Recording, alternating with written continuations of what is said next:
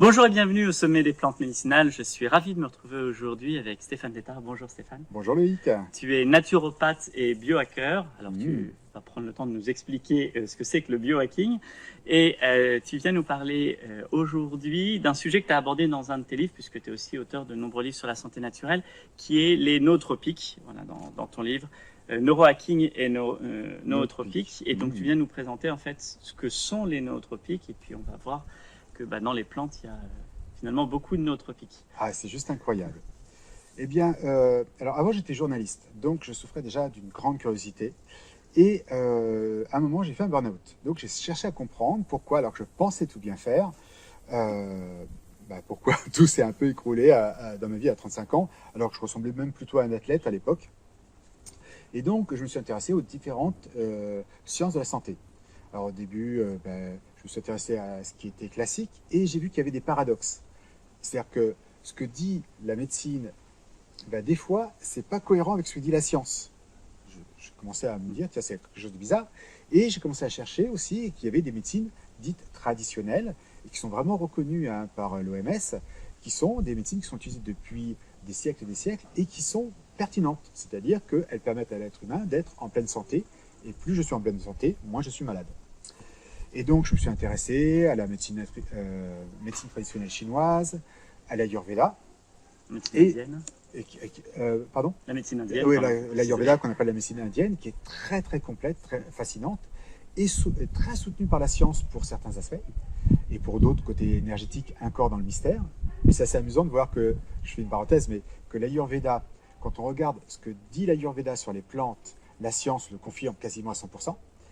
Et à côté, la science n'est pas capable de confirmer ce que dit l'Ayurveda sur le côté énergétique. Et j'aurais tendance à croire que si l'Ayurveda dit vrai sur la science des plantes, sur les fonctions des plantes et les propriétés des plantes, elle pourrait bien dire sur l'énergétique. Mais ça, c'est encore à prouver. Pour l'instant. Voilà. Et en même temps, les deux ne sont pas faciles à expliquer. Hein. Quand je te dis qu'il faut que tu mettes plus de raja dans l'alimentation, plutôt avoir une alimentation plutôt sattvique, tu vois, c'est très vite du chinois. Donc, je me suis intéressé à la médecine traditionnelle occidentale qu'on appelle la naturopathie, qui a été redéfinie au début du 19e siècle avec au début du 20e siècle avec l'hygiénisme, où on commençait à se réintéresser à la santé pour l'être humain. Et donc, pour me guérir, j'ai décidé d'étudier la naturopathie. Et donc, comme je te disais, je sortais d'un burn-out. Donc, étudier quand on sort d'un burn-out, c'est pas facile. Et donc, j'ai commencé à m'intéresser aux plantes qui permettaient d'augmenter la capacité de mon cerveau. Et j'étais juste incroyablement surpris par la puissance des plantes. C'est-à-dire que, alors que j'avais quitté mon boulot quasiment parce que j'avais plus de cerveau, eh bien, je retrouvais tout le cerveau nécessaire pour apprendre plein de données nouvelles. J'entends bien qu'il y avait le côté passionnant, mais même mon métier d'avant, je le trouvais passionnant. Mais les plantes ont vraiment impacté incroyablement les performances, ma capacité à me concentrer, mon énergie, ma capacité à mémoriser, et de façon très concrète. Donc, je me suis intéressé aussi particulièrement à ces plantes. Donc, j'ai fini ma formation de naturopathe et j'ai continué à explorer. Et là, je me suis aperçu que, eh bien, ces plantes étaient identifiées avec un mot assez bizarre, les nootropiques, qui fait plier l'esprit. Alors, c'est pas plier comme ça, c'est plutôt qui dirige l'esprit. Ce sont des plantes qui ont la propriété d'aider le cerveau à mieux fonctionner. D'accord. Et comment est-ce que tu fais une différence, parce que quand on pense nootropique, quelquefois, une plante qui agit sur le cerveau, on peut penser aussi psychédélique ou psychotropique. Comment tu différencies en fait ces deux C'est une excellente question. En réalité, les psychédéliques et les psychotropiques sont vraiment quelque chose qui est en train de revenir au niveau scientifique, parce que ce sont des outils extraordinaires. Alors, ils vont être moins performants, c'est-à-dire sur plus de mémoire, plus d'énergie, plus de concentration, mais ils peuvent être performants sur plus de créativité, une meilleure humeur, une meilleure résistance au stress. Et donc, ça peut être vraiment des outils extraordinaires, mais hélas, pour l'instant, le cadre légal ne nous permet pas de les utiliser. Mais les premières études, et je dois avouer, les expériences que j'ai pu faire dans les pays où c'est légal, donc je voyage beaucoup, m'ont permis de voir que c'est incroyablement impactant. Et une partie de mon cheminement personnel, je dirais du bien-être que j'ai aujourd'hui, je peux le tenir, je le tiens de ces plantes qui hélas ne sont pas légales partout. Alors nous, on va se cantonner aux plantes qui sont légales, donc les plantes nootropiques qui sont des plantes, légales. Voilà.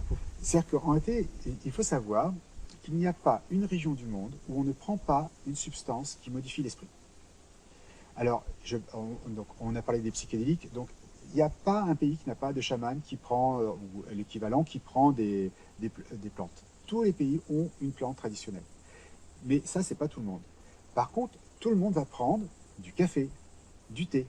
Or, ces plantes ont démontré scientifiquement qu'elles modifient notre esprit. Quand tu prends un café, tu sens ce petit regain d'énergie. Et si tu le prends de façon idéale, c'est incroyablement impactant. C'est-à-dire qu'il y a une bonne façon de le prendre et une mauvaise façon de le prendre. Exactement. Je pense qu'on aura l'occasion de le préciser un peu plus tard. Il y a le thé aussi, qui est extrêmement intéressant pour aider la concentration et la capacité à méditer. C'est pour ça que dans beaucoup d'endroits de méditants, ils ont une consommation élevée de thé. Ensuite, il y a d'autres produits qui modifient l'esprit, qui sont l'alcool et les boissons sucrées, qui, elles, ne sont pas rentables. C'est-à-dire que quand tu prends de l'alcool, tu deviens moins toi. Donc peut-être moins peur, mais souvent moins intelligent. Il y a un effet nootropique, mais pas forcément dans le bon sens. Exactement. Au final, on y perd. Le seuil où c'est intéressant est très très faible, et la plage où ça peut être problématique est assez grande. Et justement, quand je parle de nootropique, la définition inclut à la fois une substance qui augmente le fonctionnement du cerveau, la mémoire, la concentration, mais aussi qui ne cause pas d'effets négatifs. Donc notamment l'addiction, et encore moins des effets négatifs comme il peut y avoir sur les drogues. Donc l'alcool et le sucre sont mis de côté d'emblée, en fait, dans la définition. Exactement. Et moi-même, quand j'expérimente maintenant que je consomme un peu d'alcool, j'entends ce petit côté euphorisant. Mais je sens aussi que mon cerveau, maintenant je suis un peu plus vigilant là-dessus, que mon cerveau est un peu moins performant. Oui, c'est-à-dire qu'il y a l'effet, et puis le fait d'en prendre régulièrement t'amène aussi à saisir le moment où ça va agir, la façon dont ça agit. Tu es plus sensible à ça. Exactement. Comme j'ai l'habitude de regarder, je dirais, ce qui se passe à l'intérieur de mon cerveau, quand je prends quelque chose, de me dire, tiens, est-ce que j'ai plus de mémoire? Est-ce que j'ai une meilleure humeur? Est-ce que je parle mieux? Donc, je le vois aussi pour les substances comme le sucre ou l'alcool, où j'ai ce petit regain, par exemple, quand on prend du sucre, ou ce petit côté où je suis très bien, et en même temps, je sens que vraiment la cognition perd déjà des points, perd très rapidement des points.